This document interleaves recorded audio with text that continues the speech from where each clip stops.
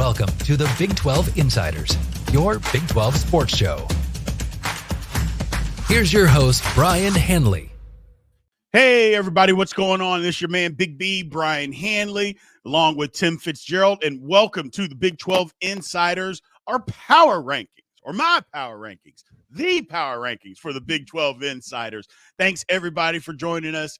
We appreciate it. It was a wild, crazy week again in the Big 12 Conference, Fitz.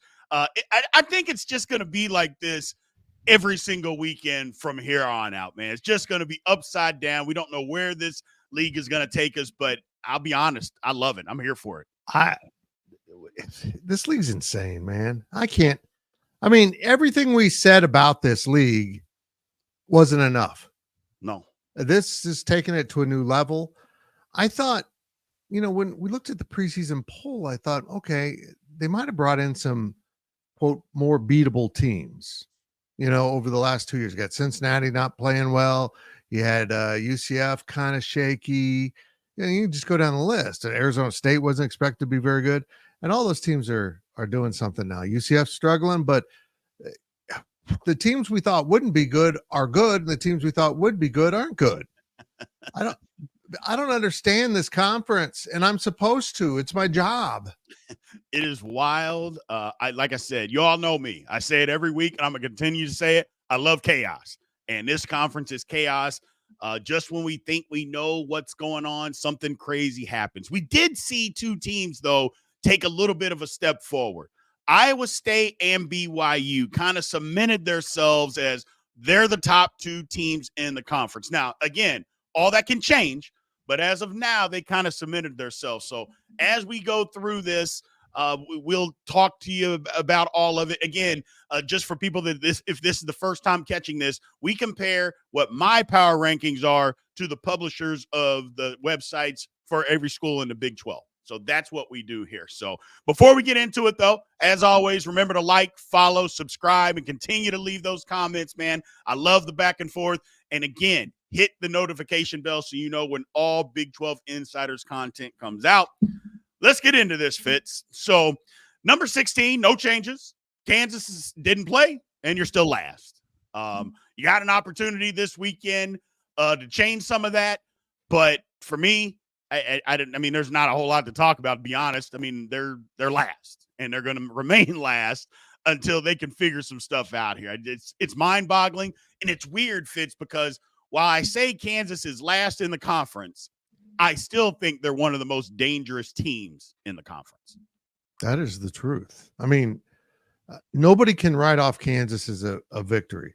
They just can't. I mean, they've got the talent, they got the quarterback, they got the coaching. Everything's there, but not putting together. The pieces aren't fitting in the right way. And Lance Leipold's smart enough to get him to fit at some point. Yeah, yes. And it might be before your game. That's right.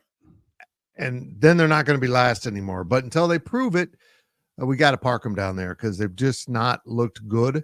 They've lost games they should win, and it's not good this year. That's all I can say. It's incredibly disappointing, even for a guy that covers K-State, because I was so looking forward to next week's game as being a top 25 showdown between two teams, and that's hardly ever happened in the history of football in the state of Kansas. Right. They've just fallen off the end of the table, but they're still really dangerous, and they are. You got to keep that in mind. They are. Moving on to 15, I got TCU. Again, didn't play. Last time we saw them, they were getting their head beaten in by Houston. And until they prove me otherwise, I'm not moving them off of this spot. And again, it's not to say that they can't be. It's not to say they're not better, but they just haven't proven it to this point, Fitz. And I don't know. This is another team that was a little disappointing. I was looking for a bounce back year. I shouldn't say looking forward. I was looking for a bounce back year from TCU. And up to this point, it has not happened at all. These frogs have got no bounce. There, it's not working, and it's hard to watch because this should be a really good program. And I mean, what they accomplished in Sonny Dykes' first year was remarkable, and it's just come apart. And I got to be honest, I don't understand. No, I keep coming back to this thought: was Max Duggan really that important? I mean, I know they had a lot of NFL caliber guys on that first team of his that went on to the NFL, but I mean, that guy was glue that put everything together. Is he Yeah. really been that irreplaceable?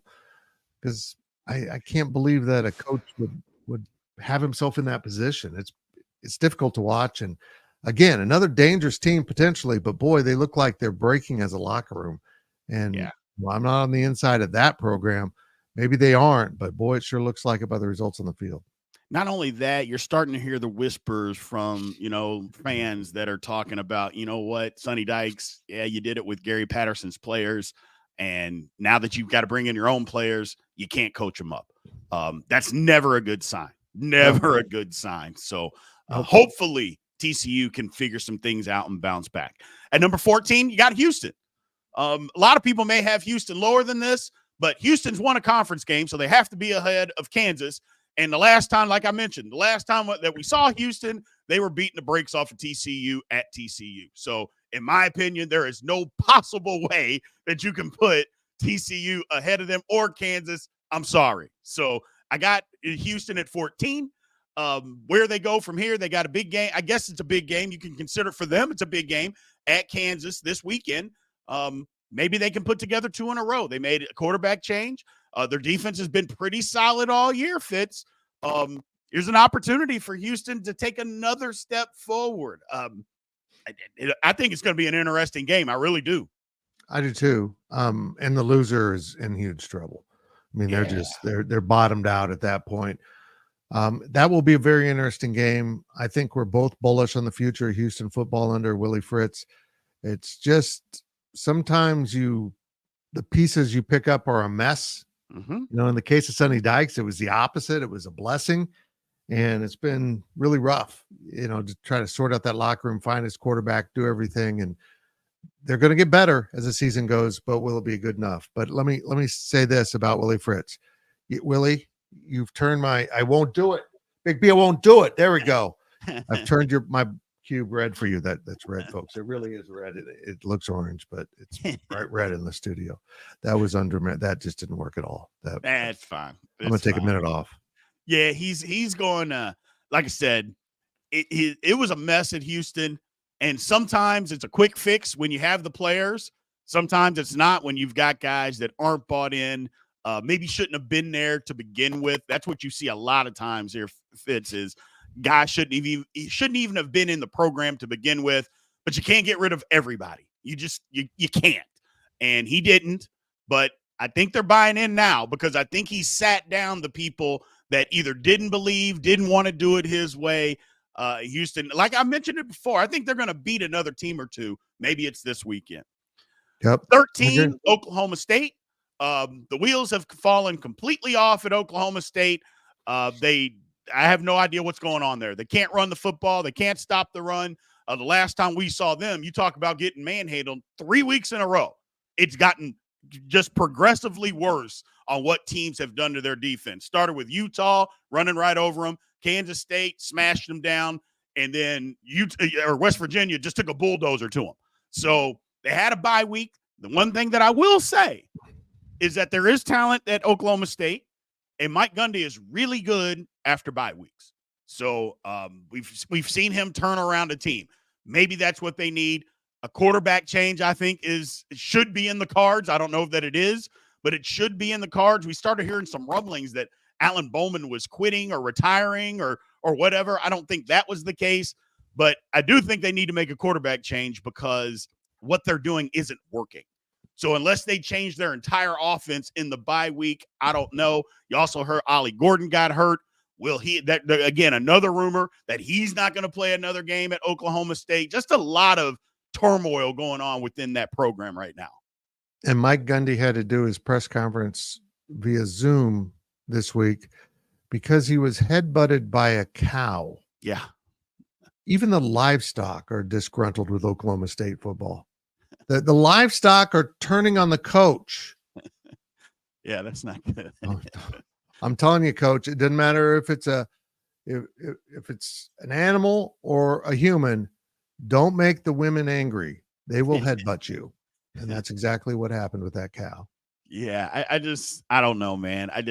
Oklahoma State should be better, and they're not. And they were good last year, and they brought a ton back.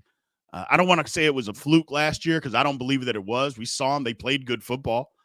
But whatever the case may be, it's just not working this year for the Oklahoma State Cowboys. Moving on to 12, UCF. Ton of UCF fans. We love you. You were in the comments. We love all your comments. You guys have been ghosts for the last couple of weeks. Just absolutely nowhere to be found. I get it. I understand. But come back. We want you back. We want you in the comments. We want you a part of this channel, man. Look, you can't win every week. Sometimes you just got to take your medicine. When I'm wrong, I got to take my medicine. When you're wrong, you got to take your medicine. UCF, not so good. Not so good right now. Can they turn it around? Yes. I love that they made a quarterback change. KJ Jefferson was not the answer. I question that even when he went there. I don't know what the reasoning was, what they had there. It just didn't make sense. Wasn't that good at Arkansas. He's not a good thrower of the football. He's never been that. And I think even though they run the ball with their quarterback, you need somebody that can throw it, and he's not accurate. And he wasn't. I love that you made the change. It didn't help this past weekend against Cincinnati. Maybe you can get it turned around, but UCF, I got it 12 right now. I just don't know, Fitz. You're going to Iowa State. It could get ugly. It could get ugly. Yeah, another team that should be good that isn't, probably looking at a coaching change unless something really remarkably changes in the second half of the season, maybe even starting with Iowa State. So this is another one of the surprises in this conference. We thought UCF would be contending at the top, and they're moving towards the bottom. I agree with you. I never felt like KJ Jefferson was a great fit for the Big 12 or UCF. Nope. And he's proven to be that. He's not a good man. Just because you get a quarterback from the SEC doesn't mean he's going to be a great football player. And this dude isn't. He's a great runner. If you need a fullback to play quarterback, he's your guy. But sometimes the quarterback's got to throw the ball downfield. Yeah, just hadn't been good this year at UCF. Again, we don't want anybody to be bad, so hopefully they can turn it around. I'm just not sure they can with what they have at the quarterback position, but we will see. Number 11, Baylor.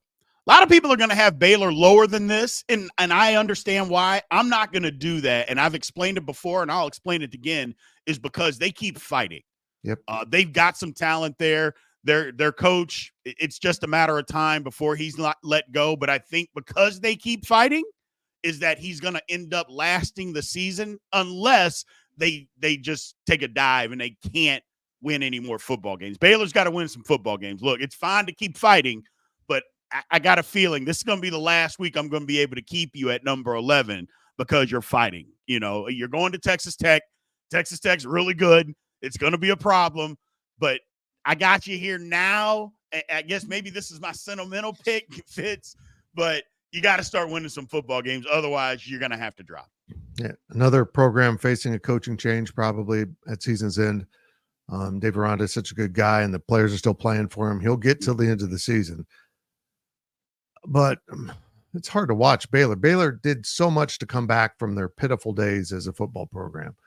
And to see them slowly kind of degrade now is tough to watch. They've been really good for this conference. And this is a bad time to be bad. As college football is going through some turmoil. The conference is bloated now up to 16 teams. Because when you're bad now, you're way down the list. The list is longer. And they're down towards the bottom. But you're right. The players are still playing for them. And that's a good sign for Baylor football, whether it's with this coach or another coach, that the kids are invested in the program. Yeah. And it's not all about them. And that's a pretty positive thing to have. It is. Unfortunately, their season went off the rails, the Hail Mary pass at Colorado. That was the end of it. They just haven't, they're fighting, but it just seems like they haven't been able to recover because, again, there's still some talent at Baylor. I don't care what anybody says. There's talent there. Pulling up the first 6 here. Kansas, the publishers agree, but they got Baylor at 15. Look, I'm not mad at the publishers for that. Although I believe TCU should be down there. But they have Houston higher. Good for them. Yep. I put Houston at 14. They've got them higher. I like that. Look, I think the important part here is those schools on that list have pretty much set themselves apart. And there's one difference, no, there's no differences. Everything's the same. The bottom six are the same. Correct. In terms of who's all in it, but you can kind of scatter them about, and they're still the bottom six. Yeah. And it's, again, we want these teams. We don't want anybody to be bad. It's just we want teams to be better. But every conference, you have to have a bottom tier, and right now this is the bottom tier. And at some point, some of these teams are going to win a few games. Just that's human nature. I just don't know who fits. My bet is Kansas, but I don't know. They just can't put it together. I keep saying Kansas every single week. I keep saying Kansas is going to figure it out. Kansas is going to figure it out. And every week they figure out a way not to figure it out. So we'll see. We will absolutely see. So let's move on here. At number 10, I have Arizona. Look, I still think Arizona is a pretty good football team. I'm not one of those guys that are going to keep saying, well, they're not any good because a certain team beat them. No, I think Arizona is still a pretty good team. Up and down, I get it. But right now, it was bad. BYU kind of put the screws to them a little bit. BYU's defense is for real. They stopped what Arizona was trying to do, forced 3 turnovers. So they just ran into a better football team on Saturday. But we'll see what kind of fight Arizona has left, because I'm not sure they can still compete for the conference, but they have Colorado coming to town. So We'll see what happens. Both teams are needing a victory. Colorado needs it because they're trying to stay in the Big 12 race. Arizona needs it to stay in legitimacy. So let's see what happens. But right now I have them at 10. This should be a better football team. I think we all agree with that. They've had a tough schedule. There's no doubt about that.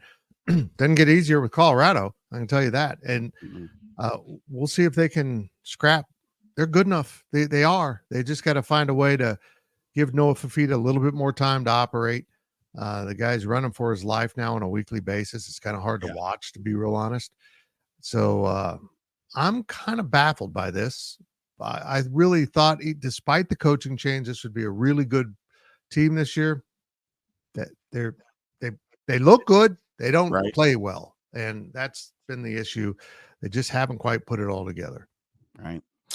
Number 9, I have got West Virginia. Some people think they should maybe be a tick higher. I don't. I got them here. Look, that was a game. They got beat up at home against Iowa State. Here's the thing, Fitz. At first, I thought, there's no way that Neil Brown said this. There's no way in the world that he said this. But he actually had a quote, and I looked it up, and I saw it at 4 different places where he just basically said, yeah, I know you're disappointed that we didn't win, but, the weather's going to be nice. Come back on out. You were entertained, weren't you? That's the most important thing, is that you were entertained, not whether we won or lost. I thought it was a meme. I really did. And then I looked it up, and I literally saw the press conference where the words are coming out of his mouth. Have the wheels fallen off there? Because to me, and I'm going to say this, Fitz, it sounds like a coach that hasn't given up on the season, that just kind of thinks, we are what we are. We'll win as many games as we can possibly win. But my buyout is so many $1 million. If you want to get rid of me, you can do it. Because you can't make that comment as a head coach when literally everything that you want is still in front of you. West Virginia can still win the Big 12. They can still make the college football playoff. All of that is in front of you. And you're talking about that the weather's going to be nice, and I hope you were entertained. Come back out and support us. How does that happen? Well, the moonshine of the parking lot is always delicious. The fans are incredible. The couches are very happy right now in Morgantown because the couches aren't getting burned. And I don't know about you. If I'm a couch, I root for failure of the West Virginia football team because I don't want to be on fire. But if you're a fan that wants to sit on the couch, you want to light that sucker up. Neil, go win a game. Maybe not this weekend against Kansas State, the team I cover, but you got to win, man. Nothing's more entertaining than winning a football game. Unbelievable. Bizarre comments. I love it when coaches really feel the pressure. They really, because there's that moment when they're like, I don't know what to say, so I'm just going to move my mouth and see what comes out. And this crap comes out. It's always entertaining. I couldn't believe it. Like I said, I thought it was a meme, but it's the truth. West Virginia, again, like I mentioned, everything that they want to accomplish in this football season, all of it's still in front of them. They got an opportunity. Don't quit on them, coach. Don't quit on them, man. Because, it's just a comment like that that'll turn your team. That'll change that locker room in a heartbeat. So keep fighting for them. Keep fighting for them.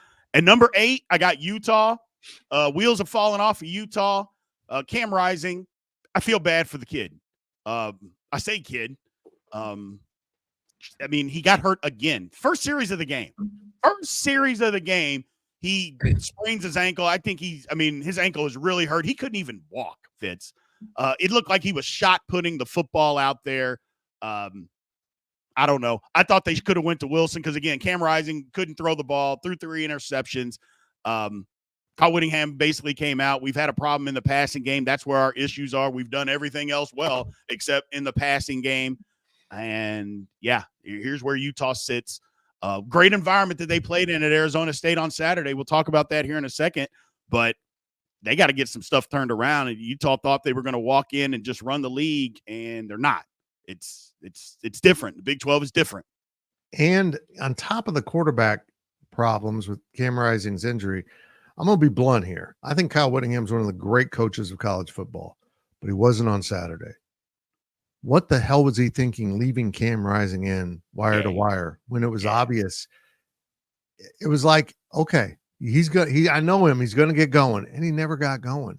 No, I appreciate loyalty. I know I appreciate loyalty, but coach was right in front of you. He couldn't move. He wasn't accurate with his passing. He was a liability. And when you got a quarterback that's a liability, you're going to lose. Yep. And that's not taking anything away from Arizona State either. No. That's just stating the obvious. Is that you had a quarterback that could not play because he was hurt. He couldn't give you I don't even think it was 50% of what he normally gives you because he was hurt. Sometimes you got to save kids from themselves. And I don't think he did that on Friday night, but it is what it is. Utah's at 8.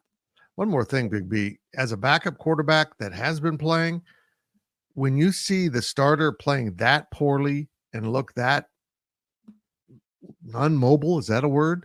That he can't move, he can't throw, and the coach still is basically saying he's better than you by leaving him in. That's discouraging. This is a great coach. What was he thinking?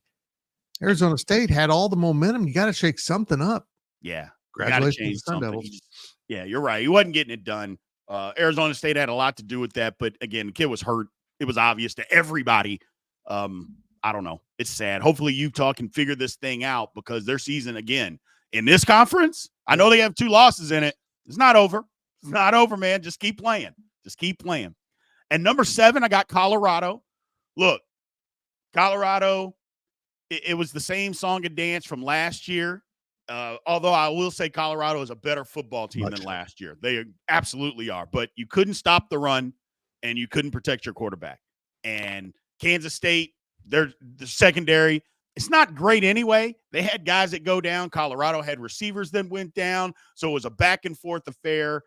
Great football game, great atmosphere, extremely hostile, which I love hostile, extremely hostile.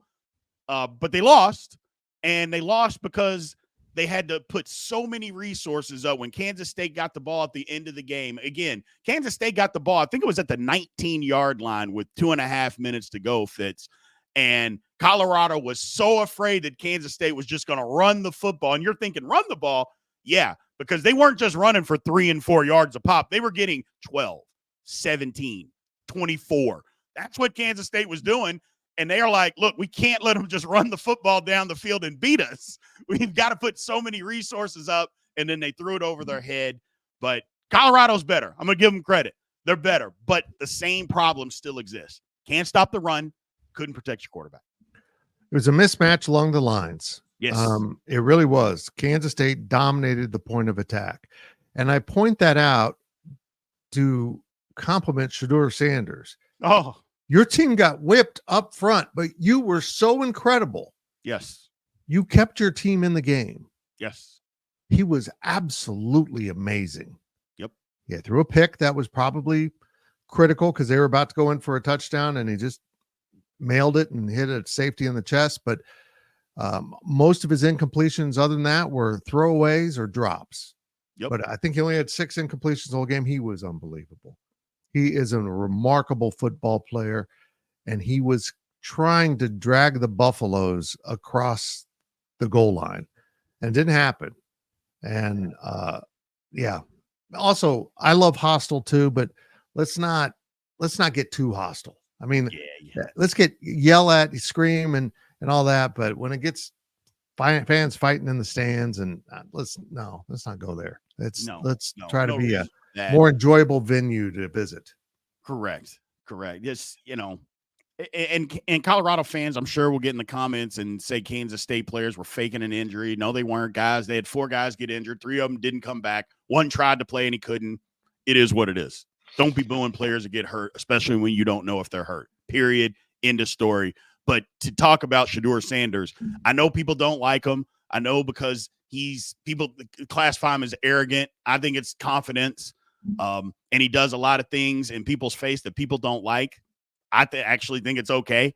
He's backing it up. The kid was getting broken in half on Saturday completing passes. That's what he was doing. There were 5 instances where he throws a ball and somebody is literally breaking him in half, hitting him right in the stomach as he's throwing a ball down the field, and the ball is right on the money.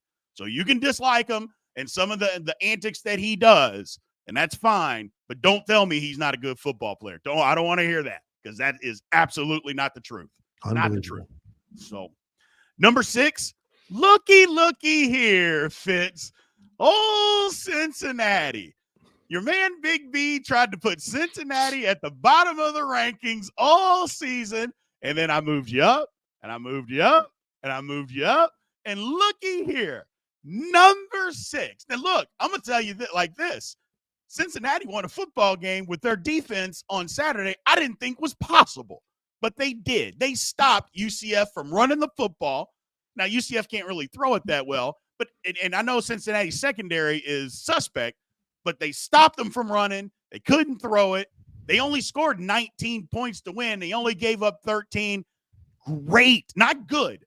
Great Cincinnati win on the road on Saturday, Fitz. And they got another big one coming up this weekend. Let me pull it. Yeah, they got a big game coming up this weekend. Arizona State coming to town. Big matchup. Good for Cincinnati, man. 2 teams that we thought would be towards the bottom, they're not. Yeah. That's going to be a great game. That'll sort something out, won't it? We're getting into the sorting out part of the schedule now. As we progress through this, we'll see that the differences between you and the 24/7 publishers that have been obvious in this list are getting pretty cleared up. Everyone's kind of fallen in place. There's some nuances here, but Cincinnati and Arizona State are legit teams. Congratulations to the Bearcats. This is more the product we thought we'd see when you came into the Big 12. And yes. It's good to see.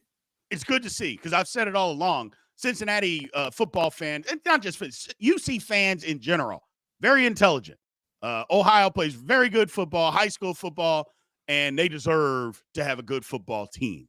I just wasn't sold on the coach, but maybe Satterfield's got these guys going in the right direction. Who knows? Good for you. I know you got a big one on Saturday, but you're at number 6. And at number 5, Arizona State. I don't think anybody anywhere except for diehard Arizona State fans, maybe not even players' families, thought that they were going to be here at this point in the season. But you know what? They are. And it's not a fluke. That much I can say, because they're doing it in a physical type of fashion. You can fluke your way to a couple of wins a season. Maybe you throw the ball all over the lot and something like that. That's not what Arizona State's doing, man. They're playing a physical brand of football on both sides of the football. When you do that, that's not flukish, Fitz. That's not flukish. So Arizona State is here. They deserve to be here. Like I said, big win on Saturday against Utah. Now, how do they bounce back? They go on the road. We'll talk to our man, Chris Cartman, who covers Arizona State for 24/7 Sports. We'll talk to him, and we'll have all of that out for you tomorrow. But, yeah, I like them. They're proving that they deserve to be right where they're at in this conference. Plus, They may not have the best running back in the Big 12, but they have the most badass running back in the Big 12. Yeah. Mr. Scattaboo, show some mercy. You're hurting feelings. You're hurting players. You're hurting the opposition. You're way too good. Yeah. You run over people like you don't want them to ever have children. You want to erase generations of future players because you run so committed to the task. He is a blast to watch. Yeah, He is everything you should be as a football player. Plus, if there's ever a bar fight, I want this dude on my side. He looks like he would scrap with anyone, anywhere, and get it done. I bow my head to Mr. Scattaboo, and I love saying your last name so much that I can't remember your first name. Cam. Yeah, that's it. Yeah, Scattaboo is playing great. I think the entire team is just kind of feeding off of this momentum. We're going to talk to Chris Cartman about this, but I'll say it here too. Sometimes, and not sometimes, most of the time when you're building a program coming from the depths of where Arizona State was and where it is now, it takes 2, 3, 4, sometimes fits 5 years to get to where you want to go. But with the transfer portal, if you get the right guys and people buy in and you got the right coach with the right message, doesn't take that long. Now their season isn't over. You look at their schedule, it's a little challenging down the stretch, but that doesn't mean they're here now. And that's the only thing that matters. They are here now. So don't be surprised if they win this weekend and keep fighting to stay at the top of this conference. Do not be surprised. So let's do our little reveal here of our next 6. They got Arizona at 10, Cincinnati at 9. Now, CUC fans, look, I have you a lot higher than that, than what they have here. So you still want them to come to your house? I do. I like UC fans. They're good people. Let's look at that list, man. It's going to shake out a lot of sames on there, or at least very similar. The groupings we do here, the 6, and the 4, all the same teams. The order might be different, but I think that's kind of cool. I mean, we're beginning to see this conference break into groupings a little bit, and there's still going to be some movement in between, but this is what it looks like right now. And again, you get down to 8, 9, 10. Those are good football programs that are just, hit some road bumps. Well, West Virginia has only got the 1 loss in the conference, but they've got 3 losses overall. And I think Saturday showed some issues. There's some issues there. Right. And I think I made some changes that I didn't put on the graph here. So I apologize. I made some changes to the actual rankings. So that's my mistake. But either way, it's pretty close. These teams are fairly close to each other. But we're getting it worked out. We're getting it. I mean, it's the conference is working itself out. I like it. Yeah, it's super competitive, man. Super competitive. Dare you change your mind without telling me? My mistake. My mistake. At number 4, I got Texas Tech. Texas Tech fans have been coming at me in the comments like crazy. I get it, but you're at 4. You got opportunities though. I mean, look at Texas Tech's schedule, very manageable. Mm-hmm. Very manageable. I mean, they've got Baylor this weekend, TCU. Now they go to Iowa State and Colorado, at Oklahoma State and West Virginia. I mean, that's about as manageable as it gets. I know there's a couple of tough ones in there, but Tech's got a shot. They got a shot. If they keep this going, Fitz, they got a chance to be in Arlington. So right now you're at 4, but this will play itself out. All you have to do is keep winning. Just keep winning, and you'll be exactly where you need to be, man. It's just I like this Tech team. If their defense can keep playing, I think that's going to be the key. If their defense can keep playing the way that it played last week, they're going to be fine. They are going to be fine. Look, the way Tech got off to a start this season, we just need to see more. I mean, right. I get they're undefeated in the conference, but that doesn't mean you're one of the best or, the up there with everyone else undefeated, because you got a little more to prove. Right. And, you're not undefeated in the season. We've seen some flaws. Maybe they've fixed those things. Let's get a little deeper in the schedule and see how they pair up. But again, another team that has kind of risen above what we thought they would be at the start of the season, and I'm loving it. Well, the one thing that I will say about Arizona State and Texas Tech, I'm going to come to their defense. There is no way in hell that both of these teams shouldn't be ranked right now. I mean, look, you can say that rankings don't mean anything. As a former player, seeing your team ranked in the national poll, that means something to you. I'm not saying it's going to mean something when you get on the field, but it just means something to you internally. For them to not be ranked is highway robbery. Let's just call it what it is, man. It is highway robbery. I love the Naval Academy, the military academies, what they do and their sacrifice to this country. You can't even measure it. But you're not going to convince me that Army and Navy are better football teams than Arizona State and Texas Tech. You're just not going to convince me of that. I don't care. I just don't care. And not just them. I don't want to pick on the military academies, because if you put them on a pedestal like we should, leave them alone. You talk about the other teams, the Ole Misses of the world, the Texas A&Ms of the world, all these teams that are ranked this high, and you're going to tell me that A&M and Tech can't be there? Stop it. Just stop. Stop. Them not being ranked is, again, what people keep talking about when there's a bias for these two big conferences, and then it comes to everybody else. It's not fair. And I used to be Fitz, a person that didn't buy into it. But when you just really pay attention, this clearly tells you, yeah, there's a bias, because there's no reason they shouldn't be ranked. None whatsoever. You know, they want to say that losing in the SEC means you're losing to really good teams. I just don't accept that as a fact. Nope. Right now, the two conferences that we're told are far superior to the other conferences are being led by teams that were in a lesser conference last season. Correct. Texas is running the SEC. Yep. This is the same Texas team that went undefeated last year, was really good, but didn't have a cakewalk through the Big 12. And now they're running the SEC. You got Oregon just absolutely dominating right now because they're beating the best teams. Oregon and Washington have beaten Ohio State and Michigan. Well, how's that even possible if the Big Ten was so much better than the Pac-12? Can we stop this? Yes. Having more money doesn't mean you're better. Nope. Recruiting more talent doesn't necessarily mean you are better. Nope. Just stop with this incredible bias. Yeah. It's frustrating. I'm going to put it as politically correct as I can. In the SEC and Big Ten, your shit can stink too. Yes. And does. It does. And does. Because if you're going to try to convince me, because now the thing is, Vandy's a good football team.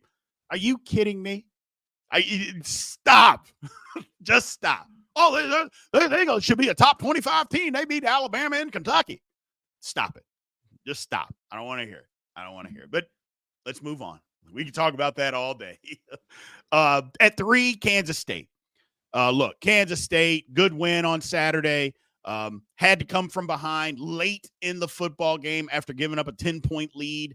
It showed some stuff on the road that they hadn't showed the last time that they were on the road in a hostile environment. Two different types of hostile. Provo, the fans are – it's just different. It's totally different than what it was at Colorado, but still hostile. But they showed some fight. They showed some mental toughness that they didn't show against BYU.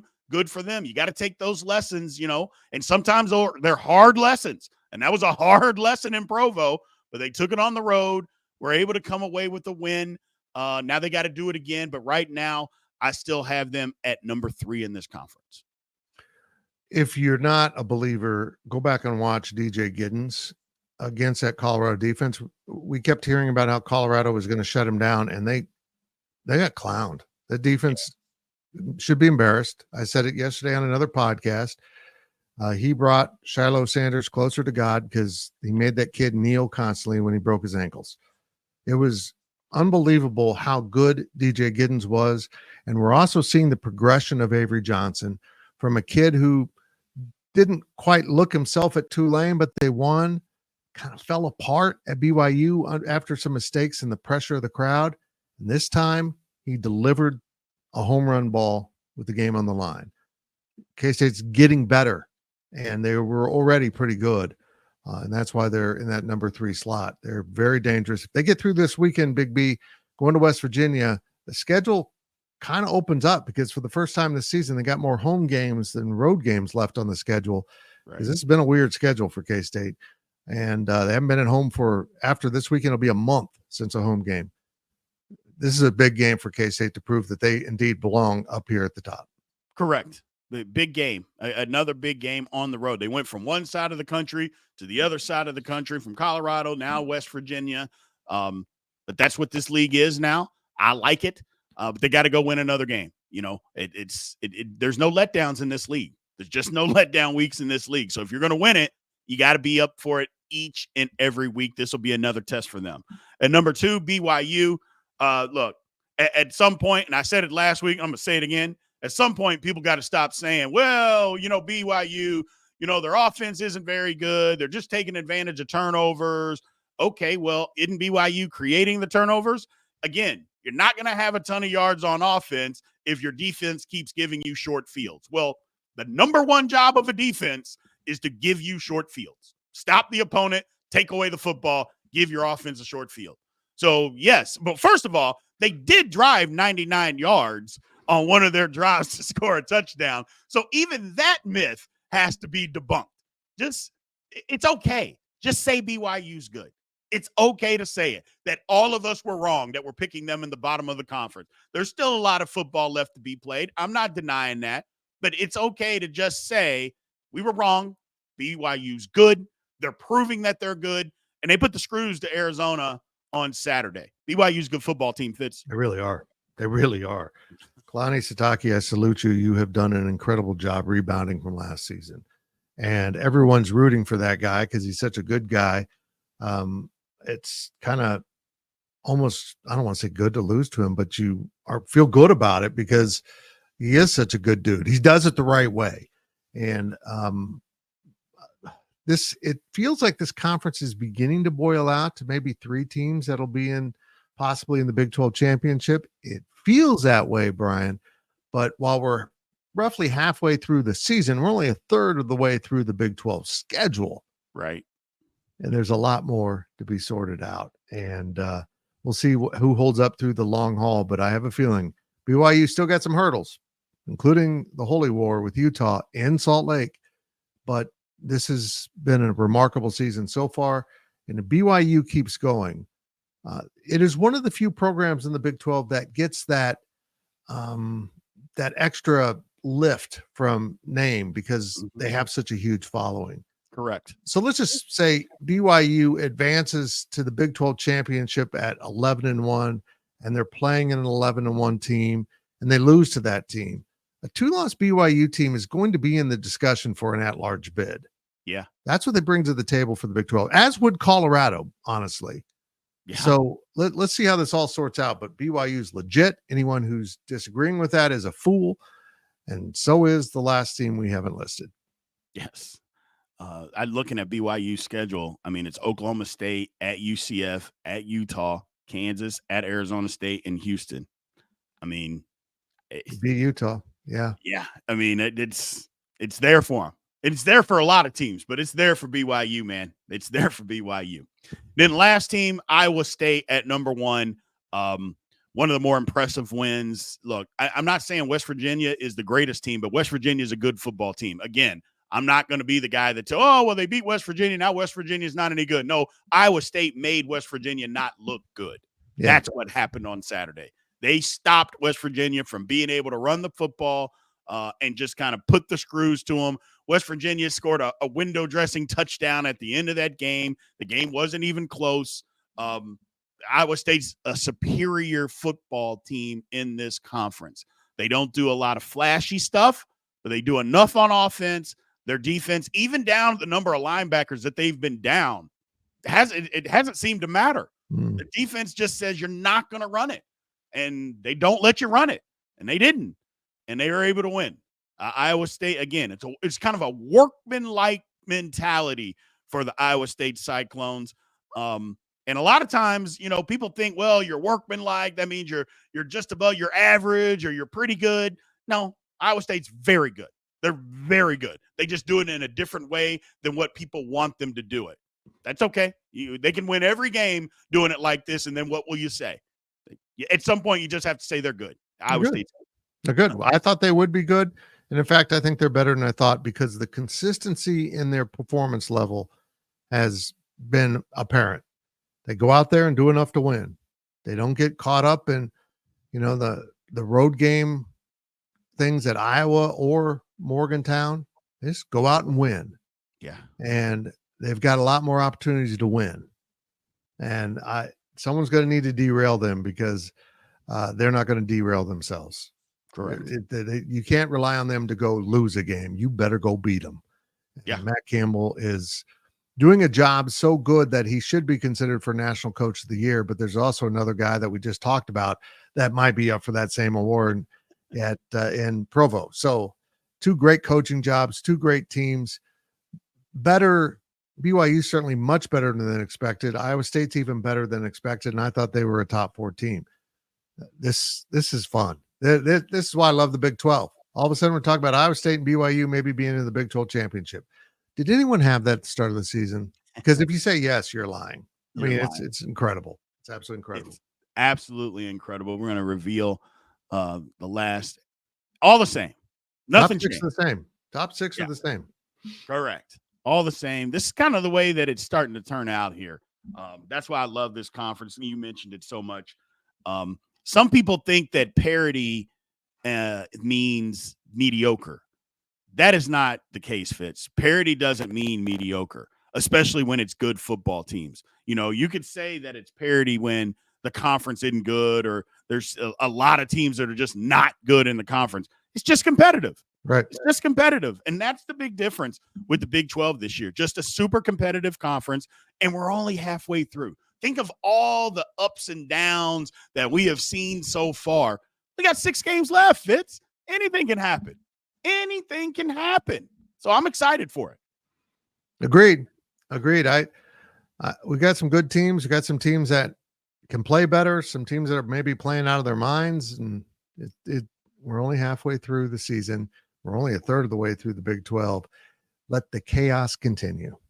Let it continue. Exactly. So I appreciate everybody being in here. Thank you guys for showing up as always. Me and Fitz, thank you. Again, continue to like, follow, subscribe, leave those good comments, and continue to hit the notification bell so you know exactly when Big 12 content is coming out. We appreciate you guys. Stick around tomorrow. We got a lot going on this week. We're talking to a lot of people, man. So thank you guys. We'll see you soon. Thank you for watching the Big 12 Insiders, your Big 12 sports show. This has been a Spirit Street production.